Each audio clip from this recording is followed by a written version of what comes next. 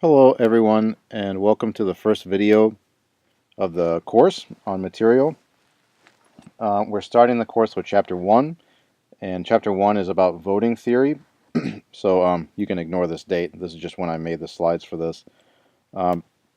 So we're starting the course by studying the mathematics of voting. And one question you might have is, why exactly are we studying the mathematics of voting? And that's a good question. And there are multiple answers to that, and the first and foremost answer I would give is that, well, it's fun and interesting to delve into the mathematics of voting. It's not something you see terribly often, but it can reveal a lot about what happens in elections. But the more global answer is that, well, the reason you care about studying the mathematics of voting is that you live in a democracy. You live in a society in which voting is important and in which voting determines the outcomes of all sorts of things. So let's see what mathematics can tell us about how voting works, and we'll see if there are ways of comparing different voting methods to others to see if different methods produce different outcomes, if some methods are fairer than others, questions like this.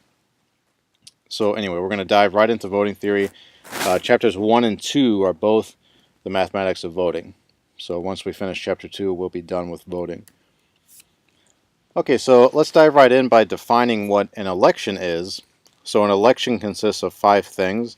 The first element to an election is the candidates, of course, and then of course the people that vote for the candidates, the ballots, the outcome, and the method used for voting. So section 1.1 is just marching through each of these 5 things and telling you what they are. Most of these you already know what they are, of course, but let's just get some definitions in place. And chapter 1 focuses on 3, 4, and 5. We don't have much to say about the candidates themselves or the voters themselves. Chapter 2 focuses more on the voters.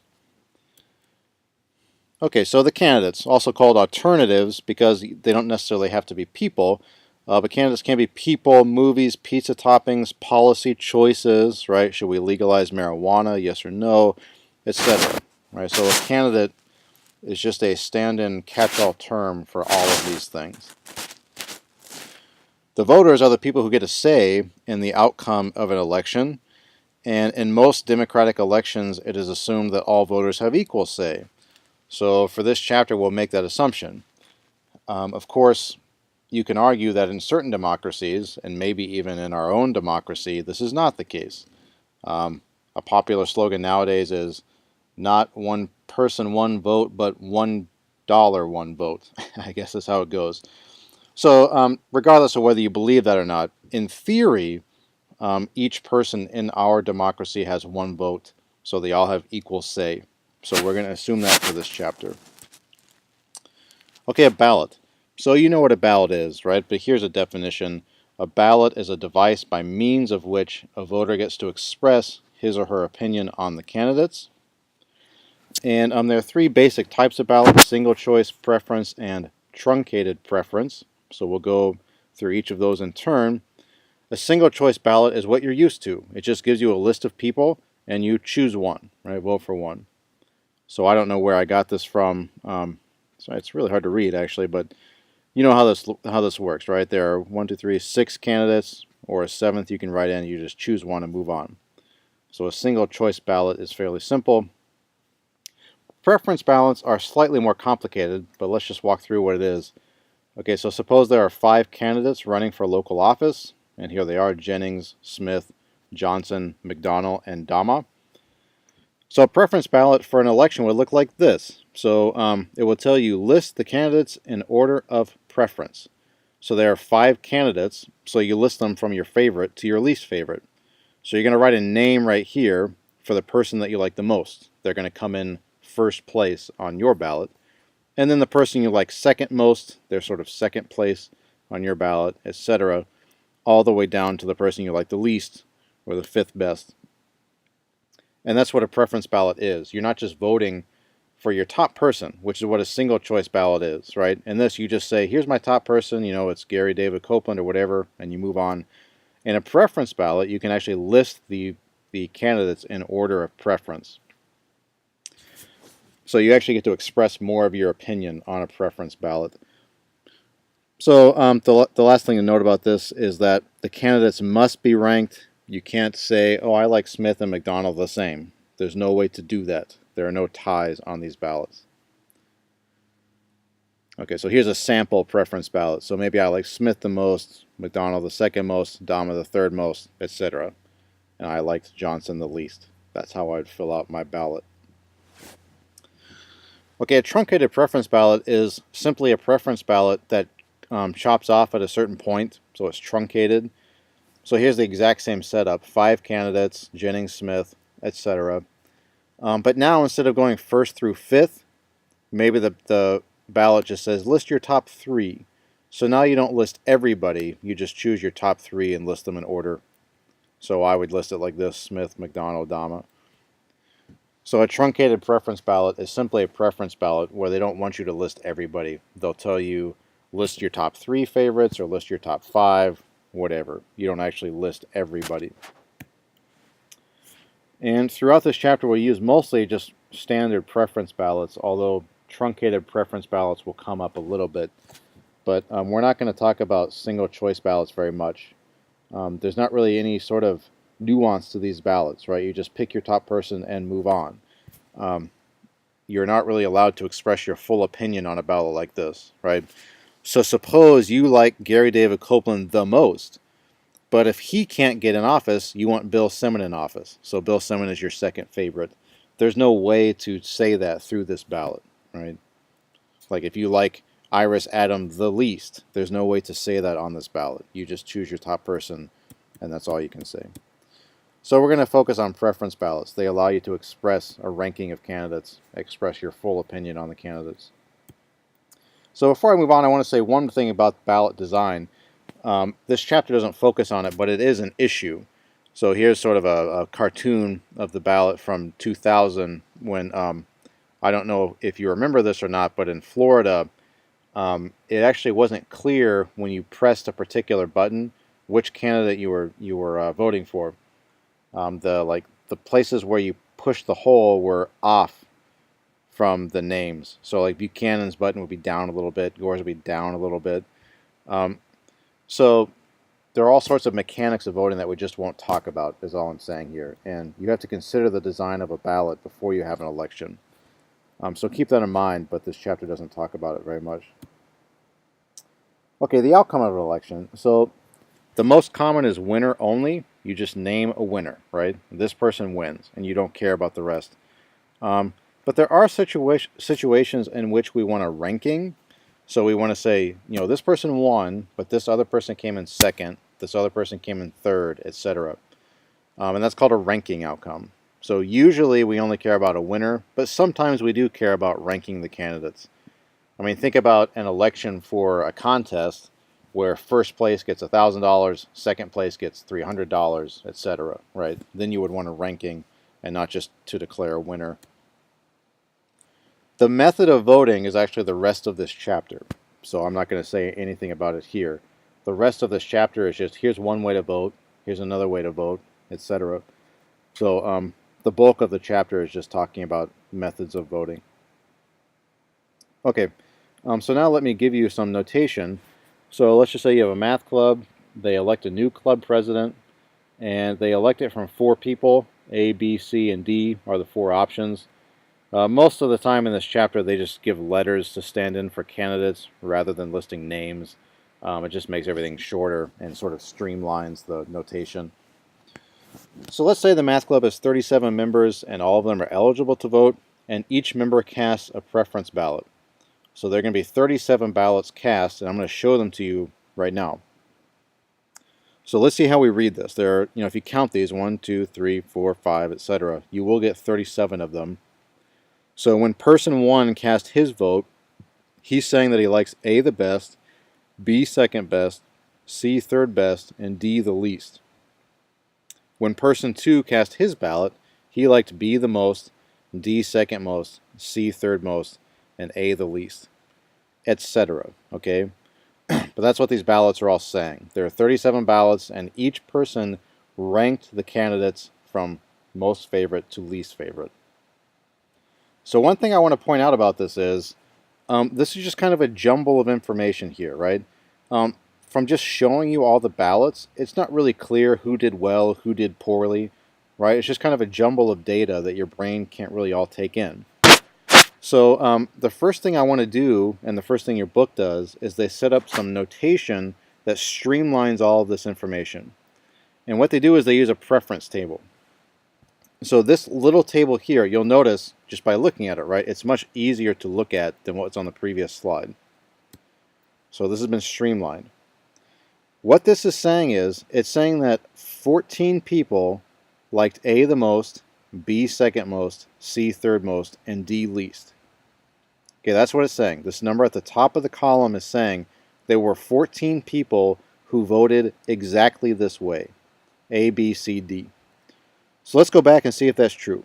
A, B, C, D is one ballot here. So there's one. Here's another one, 2, 3, 4, 5, 6, 7, etc. 8 down here at the end. And if you go through and count all of those, you will get 14. And so this table is just telling you 14 people voted that way. So we don't need to list all 14 of them in a jumbled mess like this, right? 10 people liked C the most, B second most, D third most, and A the least. 8 people liked D the most. They liked C second most, B third most, and A the least. 4 people preferred B the most, D second most, C third, and A last. And 1 person all by himself liked C most, then D, then B, then A. Okay, so this preference table is just summarizing everything that you could find from this sort of list of ballots here. So after an election, we're gonna show who voted which way with a table like this. This is much nicer to look at than just listing out the ballots. So I want to pause right here and say, if you don't understand what these preference tables are saying, if you don't understand this notation, this chapter will be very difficult for you. So you need to make sure that if somebody gives you a preference table like this, you understand what it's saying. And it's saying what I just said, right? 14 people turned in ballots that look like this, 10 people turned in ballots that look like this, etc. I should also say your book calls these things not tables but schedules. I don't know why they do that. I mean, it's just a table that expresses everybody's preference. But anyway, when you see these things talked about in your homework, the site uses the word schedule rather than table. Sometimes you'll also see it. The book doesn't do this very much, but I wanted to mention it in case you run across it. An alternate preference table. So notice the difference between this and the previous slide. In this slide, the ranking occurs here, first, second, third, fourth, and then the candidates are listed in the middle. Here, the candidates are listed down the left, and the number of ballots are listed across the top. So this table is saying the same thing, though. It's saying 14 people listed A first, B second, C third, and D fourth. 10 people listed A fourth, B second, C first, and D third. 8 people listed A fourth, B third, C second, and D first, etc. So each table is giving you the same information. It's telling you how many people voted a certain way. 14 people voted this way. A first, B second, C third, D fourth. 1 person voted this way. A last, B third, C first, D second. Okay, so either way, you should understand what these tables are telling you. They're telling you what this jumbled mess is also telling you, right? But they're streamlining it, so you don't have to look through all the ballots. Okay, of course, in any election, you have to worry about ties, right? What happens if 3 people finish in first place? What do you do? In this chapter, we're not really going to worry about it, but here are several things that could happen. You can just let a tie stand. So at the 1968 Oscars, Katharine Hepburn and Barbra Streisand both got the Oscar for Best Actress because they tied. In the 1979 National League MVP, Hernandez and Stargell, I don't know how you say that, Stargell, whatever, they tied and they both got the award. So you can certainly just let a tie stand if you want to. There's no harm in that. Sometimes you actually can't have a tie, though, right? Like you can't have a tie for president. You can't have 2 presidents. You can't have a tie for mayor. You can't have 2 mayors. As it says here, you can't let a tie like that stand The most common method for breaking a tie like that for political office is through a runoff election, but runoff elections are expensive and time-consuming, right? If you have to do a whole nother election, you have to set up the polls again, right? It's time-consuming and obnoxious. So other tie-breaking methods have been used. Here are some sort of wacky examples. In 2009, in Cave Creek, Arizona, for city council, these two dudes, McGuire and Trenk, both tied with 660 votes.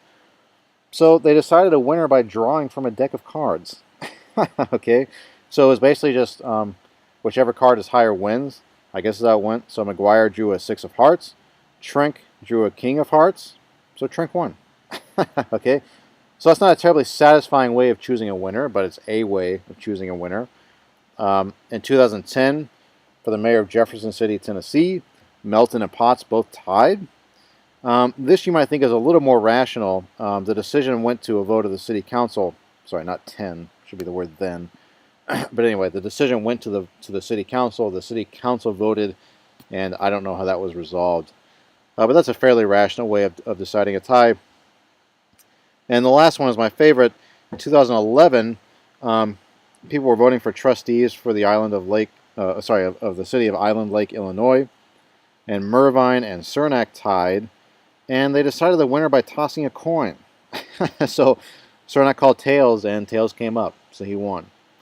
So it's just like that scene at an NFL overtime or something. You know, just a referee essentially is flipping a coin. One guy gets to call it. If he calls it correctly, then he wins the political seat. So anyway, so there have been some wacky ways of breaking ties. In reality, you can talk about what a good way to break a tie is, but we won't talk about that. In this chapter, if a tie occurs, we'll just assume you can have co-champions or whatever. We'll assume you don't need to break the tie, so the tie will just stand. Okay, so that's all for Chapter 1. That's the basic setup of what an election is and how winners are declared, etc. So in Section 2, we're going to dive into now some voting methods. So Sections 2 through 5 are all different ways of voting and choosing a winner. And so the reason that I'm doing 1.1 and 1.2 in a single video is that 1.2 is pretty short. The plurality method of choosing a winner is what you're used to. To win an election using the plurality method, you just count the number of first place votes each person gets, and the candidate with the most number of first place votes wins. So it's pretty simple. It's what you're used to. So in a winner-only election, you just count the most first-place votes and that person wins. If you want the ranking of the candidates, you count the number of first-place votes for the top person and they win. The person with the second most first-place votes comes in second. The person with the third most first-place votes wins. Sorry, comes in third, etc. So you can rank the candidates if you want to. And this is what you're used to. This is the method that we actually use. We don't turn in preference ballots, of course. We turn in single choice ballots. But still, you're essentially just saying, this person I'm voting for, I rank first. So it's like a really truncated preference ballot. And whoever gets the most votes wins. That's how political office is decided in the U.S. So here's the example that we just talked about. This is for the math club. So 14 people liked A most, B second most, C third most, D last, etc. If you're going to decide who wins this election, you need to count the number of first place votes each person gets. A gets 14 first place votes. C gets 10 first place votes from these ballots and 1 first place vote from this ballot. So C gets 11 first place votes. D gets 8 first place votes and B gets 4. So A wins this election. A has the most first place votes. So it's simple, right? This is just like how an election would go for President of the United States, right? These 14 people would vote for A. These 10 people will vote for C. This one person would vote for C. These 8 will vote for D. These 4 would vote for B. Okay, so A wins. He gets the most. So here's a cute real-life example. This is the election results for the governor of Maine in 2010. So Elliott Cutler got 208,000. Paul LePage got 218,000, etc. So Elliott Cutler got 36.5% of the votes cast. Paul LePage got 38.2% of the votes cast. etc. Okay, so who wins this election? Well, Paul LePage got the most votes, right? So he wins. He got the biggest percentage of the vote. Um, so one thing that's interesting about this example is that if you have an election with more than two candidates, it's possible for a candidate to win the election without winning a majority of the votes. So notice, Paul LePage wins, yet he got less than 40% of the vote. He did not get a majority of the votes. So he wins even though he got 38% of the vote. So here's the reaction to that from the Portland Press-Herald, Portland, Maine. They say, the election of Paul LePage with 38% of the vote means Maine's next governor won't take office with the support of the majority of voters, a situation that has occurred in 6 of the last 7 gubernatorial elections. Some people say it's time to reform the system so Maine's next governor can better represent the consensus of the voters. So yeah, this is a drawback of our current political system. You can win the election without even winning a majority of the votes. And if this happens repeatedly, people start to get annoyed, just like the people of Maine have started to get annoyed with the system there. So that's one drawback of the plurality method. That's one drawback of the system we currently use. Here's another drawback of the current system, but let me give you a definition first. A voter is said to be insincere if that person doesn't vote for the candidate he or she really wants. So insincere is a technical term here. It's not meant to be derogatory or to imply that this voter is lying or something. It's simply a technical term that means that you're not voting for who you really want. So, yeah, let's look at this example here. Suppose that you love Kevin Scott, right? You live in Maine, you want him to be governor, you really want him to win. But early polling indicates that he has no chance of winning. Early polling indicates that he'll only get 1% of the vote. Well, what do? Do you still vote for him? Do you still take time to go to the polls and vote for a loser? I mean, I can imagine somebody saying this exact paragraph here, right? I really like that guy, but according to the most recent poll, he's way behind. A vote for him is a waste. The most recent polls show a close race between Cutler and LePage, 2 other candidates, so I'll vote for one of them. So if you think this way and you still show up and vote, you are said to be insincere because you're not voting for who you really want. This is a flaw in the system of voting. It's not a flaw with the voters. The person who says this has sort of the appropriate calculus going, right? He's recognized that his vote is wasted. It doesn't matter that he votes for Kevin Scott. So if he wants his voice to be heard, he'll vote for somebody else. Okay, so the plurality method lends itself to insincere voters and people who choose not to vote because they don't want to waste their vote, right? They don't want to waste their time. They don't want to waste their vote. So that's a drawback of the current method. It's very conducive to insincere voting. And that's probably why, among other things, we have an entrenched two-party system, right? Imagine you really like the candidate that's not the Democrat and that's not the Republican. What do? Do you vote for the Green Party candidate or whoever, right? Well, if you do, you're just wasting your vote, right? Okay, yeah, so here's the last drawback I'll talk about. A Condorcet candidate is a candidate who is preferred by a majority of voters when the candidate is compared head-to-head with any other candidate. So what does that mean? Imagine an election in which, well, let's go back to this. So there are 5 candidates in this election. Imagine going to every voter and asking, do you like Cutler better than LePage? Yes or no? Do you like Cutler better than Mitchell? Yes or no? Do you like Cutler better than Moody? Yes or no? Do you like Cutler better than Scott? Yes or no? If more voters say yes than no, then Cutler is a Condorcet candidate. He wins when compared pairwise to each other candidate.